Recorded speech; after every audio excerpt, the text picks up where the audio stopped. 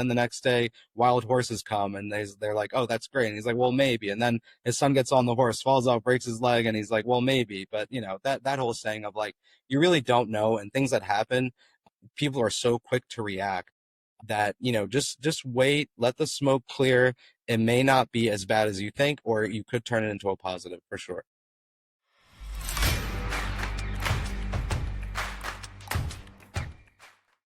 Welcome back to the Money, the Mindset, and Mentoring podcast. Today, we are going to talk about one of my favorite things. Number one is mindset, but number two is real estate. And these are two things I think are so critically important. One, mindset helps us succeed in any aspect of life, fitness, family, relationships, business, just life in general. I think it's so critically important to do that. And Matin, today, thank you so much for joining us. I know you've gone through so many different things. When we first started talking about your first introduction and foray into real estate, it didn't come easy at the beginning. It wasn't like you were given that sort of golden goose starting point. Mom and dad gave you that big, $1 billion bank account to go spend. That's not what happened.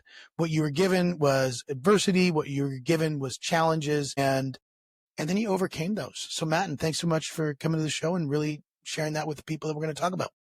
I appreciate you having me, Steve. Yeah, for sure. So let's first go back to those moments in the beginnings, the early beginnings, before you got into, you're ranked, top 1% or something in Philly as real estate agents. You're ranked in different counties. Like, let's go through the accolades first so we know who we're talking about, because I think you've got so many different things. You've got a brokerage with a lot of people. You've got a mortgage business that you're partnership with. You've got lots of real estate that you own right now. So you've done all these things to become super successful right now, but it wasn't always that way at the beginning. Yeah, for sure. So, so right now we own a real estate brokerage. I've been in the business 20 years. I got my real estate license when I was 18. I own a ton of real estate. That's my passion, owning and, residential property, commercial property, all of the above. Love owning land. I also have a large property management business, construction development. We have a mortgage company. So all of the above, anything real estate, we're heavily involved. Like you said, we're ranked in the top 1% in our area, but overall in MLS, we're actually ranked in the top 5%.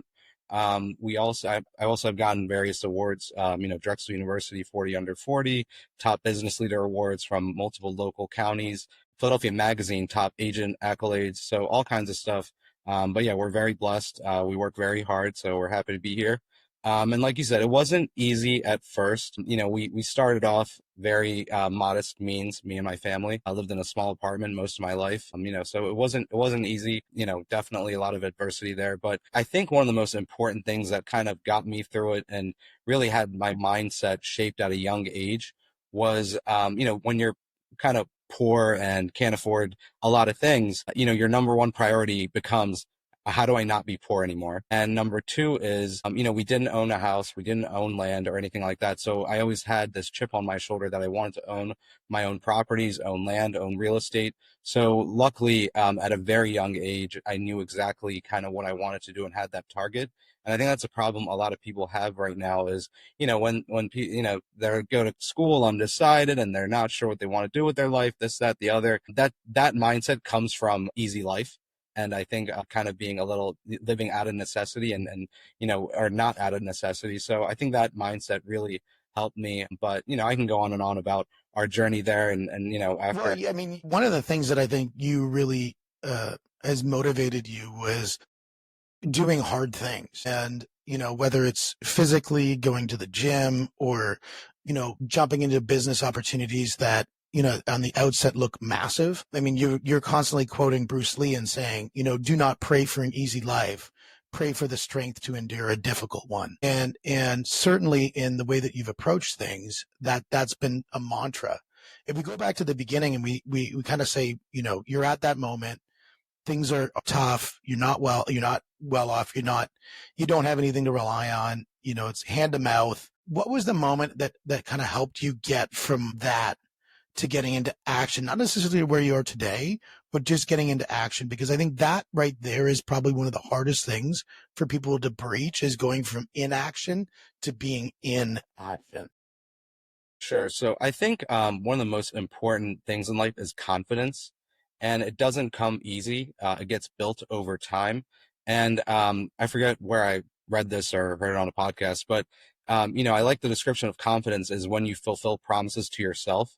So if you say, "Hey, I'm going to read one book this week," you actually do it. You get a little confidence that way. If you say, "Hey, I'm going to go to the gym every day this week," if you do it, you get more confidence. If you say, "Hey, look, I'm going to work X amount of hours this week," if you do it, you get more confidence. So I think that is the building blocks of confidence in yourself, because I think confidence, you also can't lie to yourself and say and fake it and say you have it. You really actually have to have it and believe in yourself. And that really helped me throughout my life, slowly fulfilling promises to myself, like, hey, getting in shape, working X amount of hours, reading a certain amount of studying a certain amount, whatever, fulfilling those promises kept giving me confidence. And then it starts to become a self-fulfilling prophecy. When you have that confidence, you pursue things that might look dangerous on the outside or risky. You take a chance on yourself. You believe in yourself to take those leaps of faith. Yeah, confidence is so important, and I think you're absolutely right. I think confidence comes from wins, and I think the importance that comes out of this for the audience, for everybody who's listening, is you got to focus on those wins, no matter how small they are, that happen in your life, because those wins are building blocks for your mental fortitude. I call it your willpower that satisfies your discipline, because if you don't have those small wins, no matter how disciplined you are, that discipline is going to start to wane. So if you can start pegging those moments in life and saying, no, no, I'm going to celebrate every success, no matter if it's just I did one phone call today and that's my success, or whether I closed $100 million deal, each of those is a moment to move forward. And so celebrating those success is extremely important. Now, I'm a big UFC guy, and I love a good physical confrontation, because I think fighting is inevitable. It's part of our DNA. And whether we fight metaphysically, whether we fight physically, whether we fight with words or weapons, there's always a fight that happens in anything. It could be external, or that fight could be internal. When we look at a moment in your life where you were in a fight on something, and you could get back to that moment where you were there, the moment where you could have quit, but you didn't. What did that moment look like, and how did you overcome that moment? Yeah, and just like you, I like combat sports too. And unfortunately, when I was younger, I got into a couple brawls. But yeah, I would say something that comes to mind was the financial crisis. So I got my license in 2004. GFC was 6, 7, 8, and it was, and what happened was I was a very, very successful person at a very young age. When I was 21, I was already a multimillionaire. Had over 20 properties. I was very successful, and I had this said falsely that anything I touch turns to gold. I'm unstoppable. That whole thing. And I was very humbled through the financial crisis and learned a lot of lessons there. Where I lost some properties. I had no business in the restaurant business, but I opened a restaurant because I thought everything I could do turned to gold at, 20, 21 years old. Opened a restaurant, did all these things, and restaurant went belly up. It was kind of a disaster for a couple years. And, it was especially dark because I worked, from nothing, coming from nothing, worked my butt off to get to that point. And I thought I made it. I was done, super successful. And I was young, 21 years old, and then to see all that come crashing down was a very tough pill to swallow and very difficult. But over the years, it actually ended up being one of the best things that ever happened to me. And kind of turned into a positive. But that was definitely a challenging time, and I had dark thoughts, so not a good time. And as you're going through those dark thoughts, and as you said, it was a TSN point to get into something bigger, because I think a lot of times when adversity hits us, we're looking at the adversity itself, not what can the adversity teach us and help us to become greater. Because if we can handle great adversities, then those adversities have become, overcome. Now we can handle sometimes even bigger ones if we take it in the right stride. And so what helped you get over that moment? What was it agency? Was it like what gave you that resilience to be able to beat that?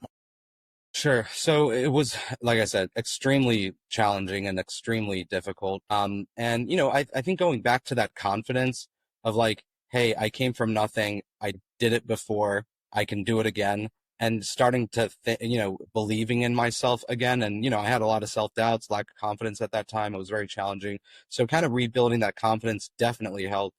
And I'd love to tell a quick story of something that happened at that time where, just an example of how it turned into something positive. I had multiple properties where and I was getting back then no doc loans, all kinds of, duct tape and deals and all that kind of stuff. And I had some big banks that aren't even around anymore, like New Century and GMAC, a couple of those that I got lending through, come to me, call me and say, this is when the world was crashing. They came to me and said, hey, look, you got loans basically that you weren't supposed to get. We're demanding these be paid full and due. We're ballooning the payment. And I was gonna have a heart attack. I was so stressed. And I was like shopping around, trying to get financing, pull every dollar change I had out the drawer to pay it off, whatever I could do. But I didn't end up being able to do it. So they called, they reached out to me again. I said, hey, like, there's nothing I can do. Do your worst. Like, I just can't do it because it's not available. And what ended up happening was they went belly up, and I got all those deals, all those loans modified, where before my rates were like 9 to 12%, and the rent was basically paying the mortgage. They all dropped to like 2, 3%. So it was amazing, and it was like one of the best things that ever happened. But I was stressed to the gills right before that. So I think just believing in yourself, and I love this saying that it's never as good as it seems, and it's never as bad as it seems. It's so important and so true that I've seen all throughout my life where back in that time, I was like, the world's over, my life's over, it's over. But that wasn't the case at all. And that kind of stuff has happened to me many times in my life. Yeah. And it's never as good as it seems also where, hey, that's how I got in that mess, maybe overconfidence, that kind of thing too. Yeah, I think Gary Keller said, life it's not that life is fair, it's not that life is unfair, life just is. And I think that is something that I think if everybody could really dive into that, into whatever you're doing, if it's again fitness, relationships, or anything, there's travesty that's going to happen and there's opportunity that's going to happen.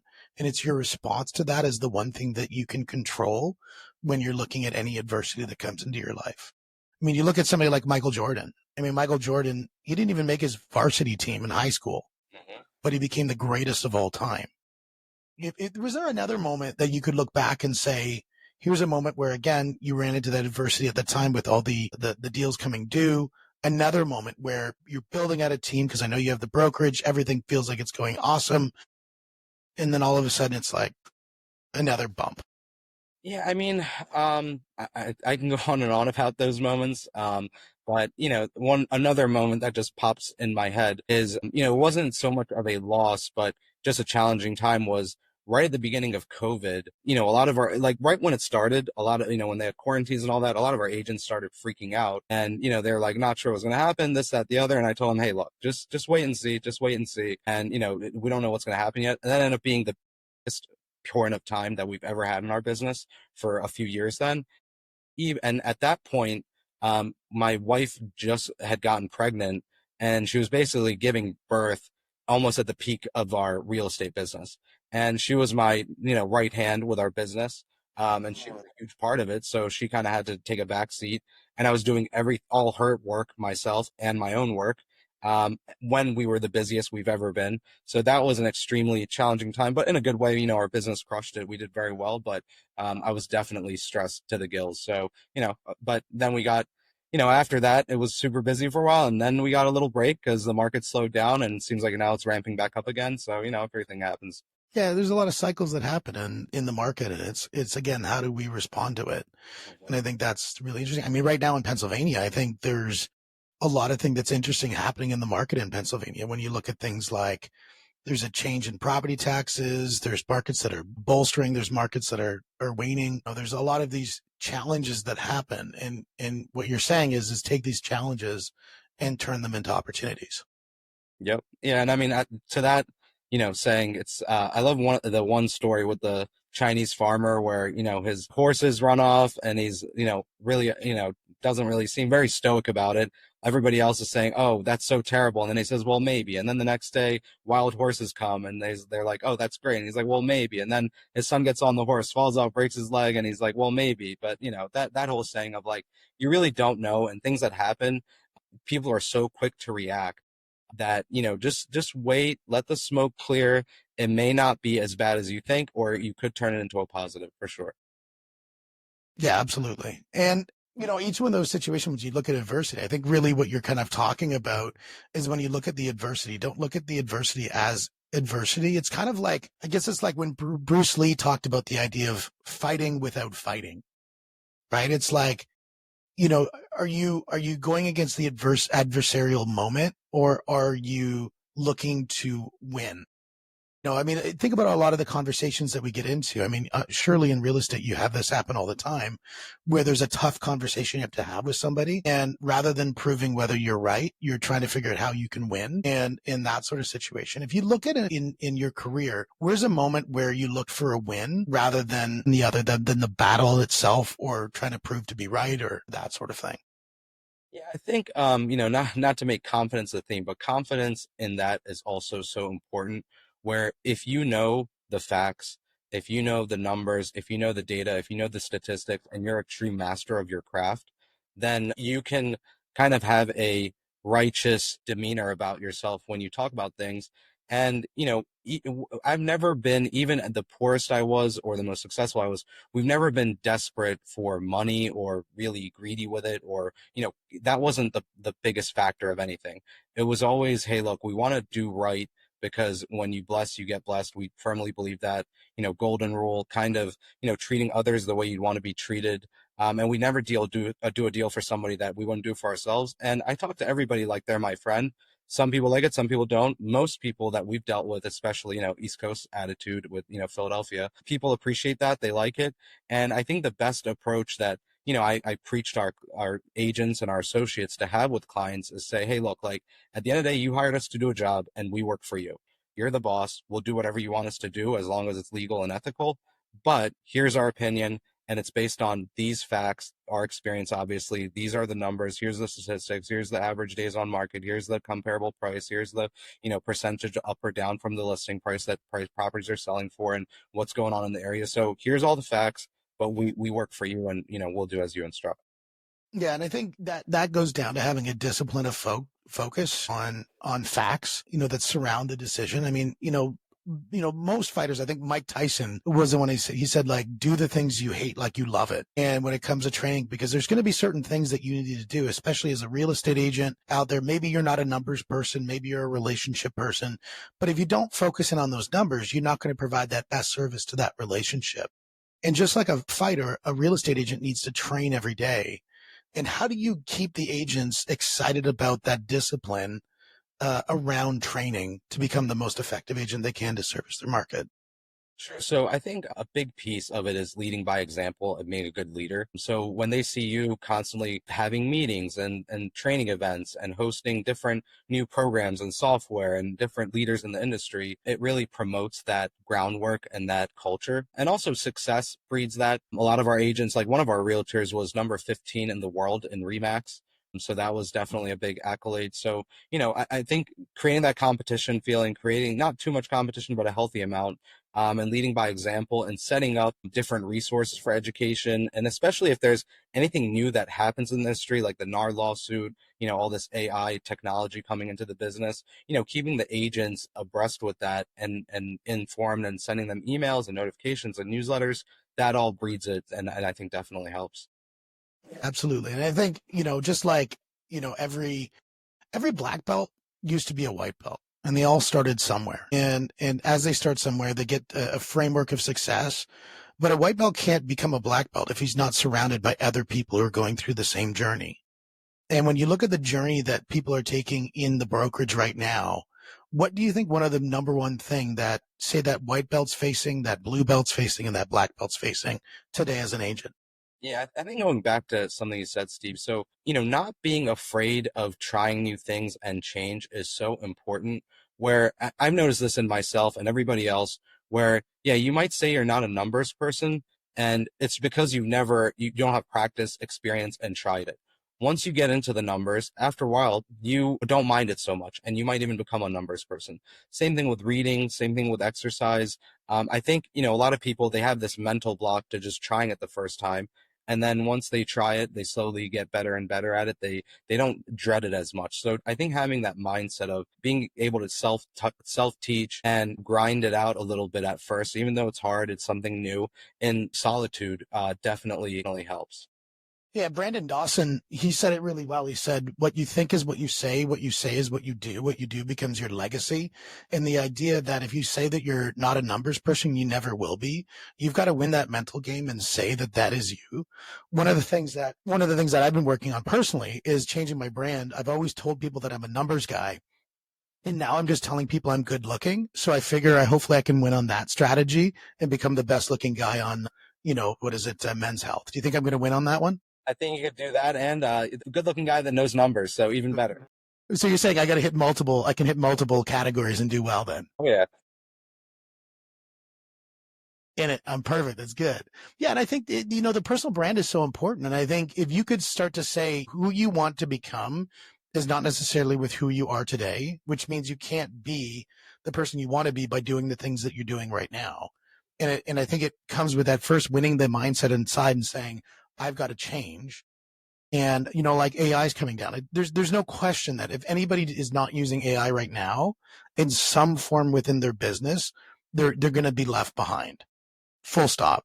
And if people aren't focusing on winning on social media, there's a good chance that they could be left behind.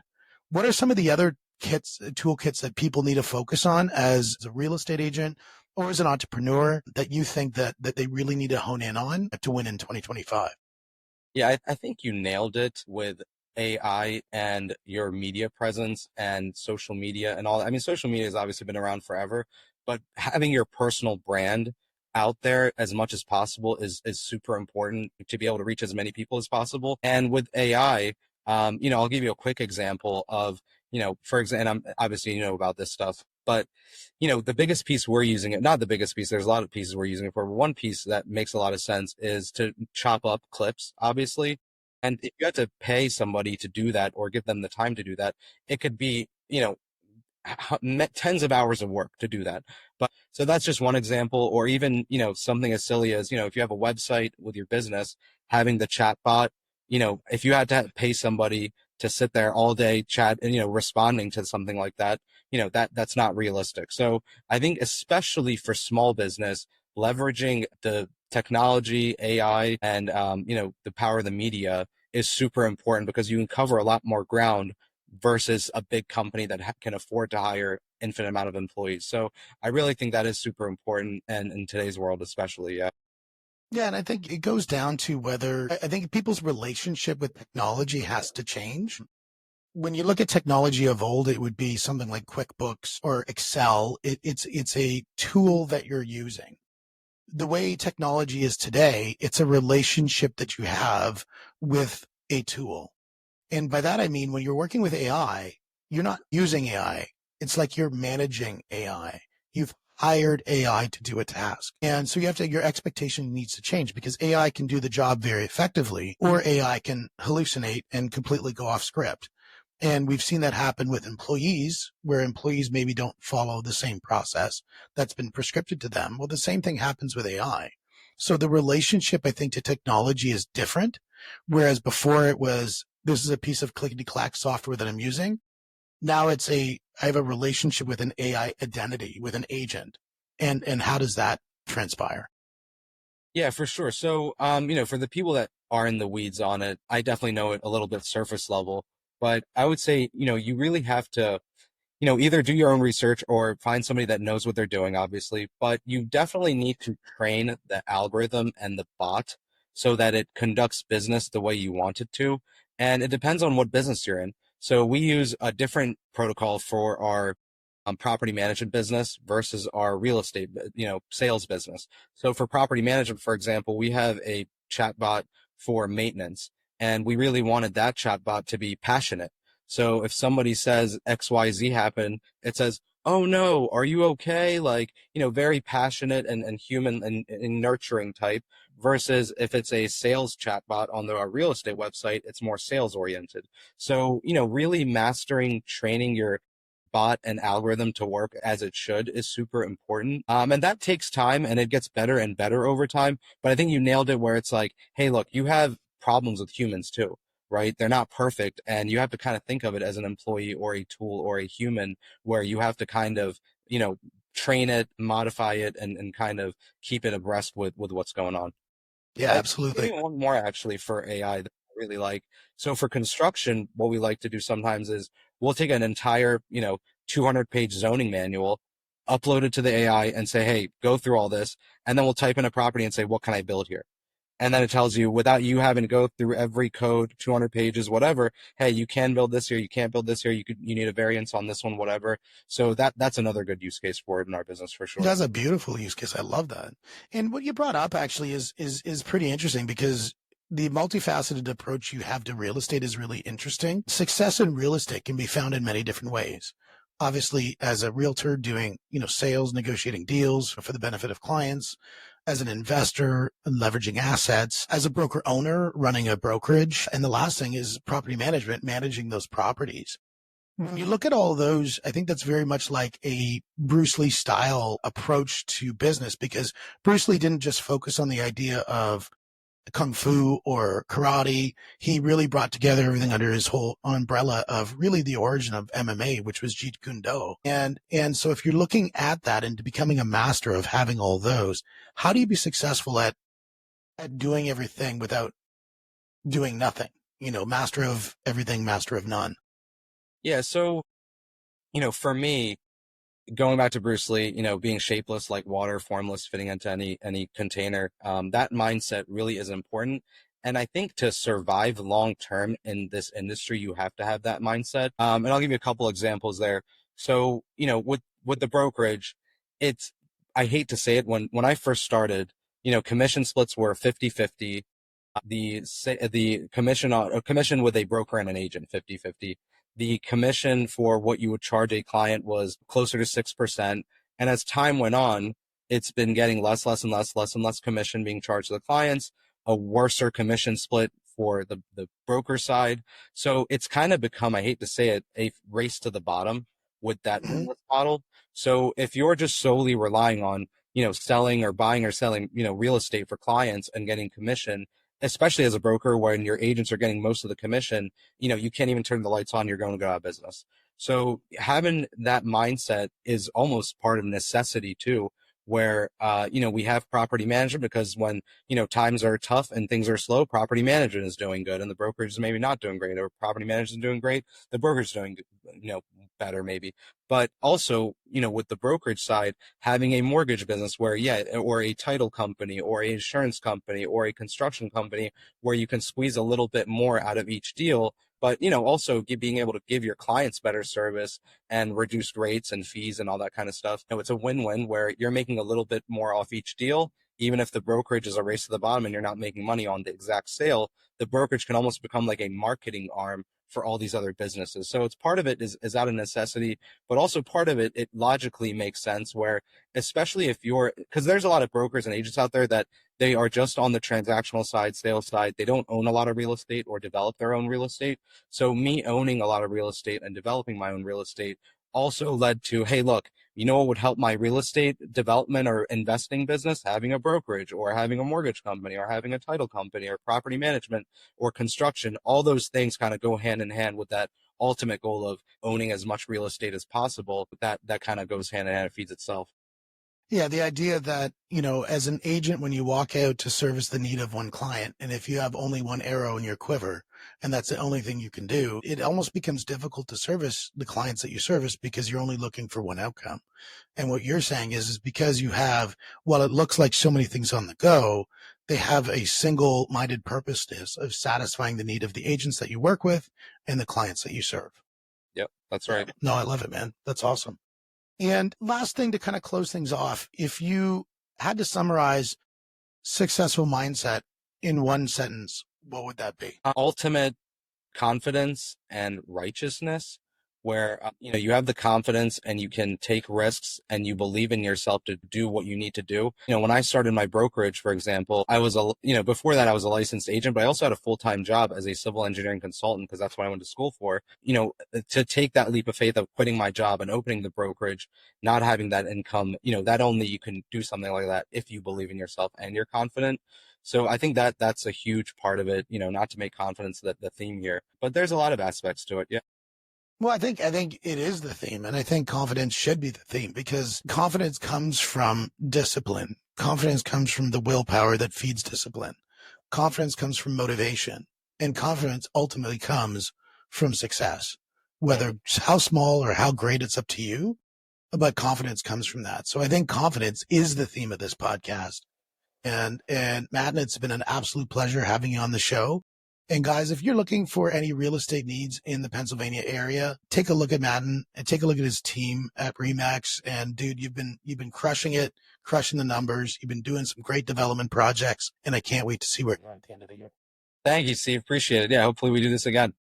Let's do it, my man. And guys, this is the money, this is the mindset, this is the mentoring podcast. Thanks so much for joining us. We'll see you on the next one.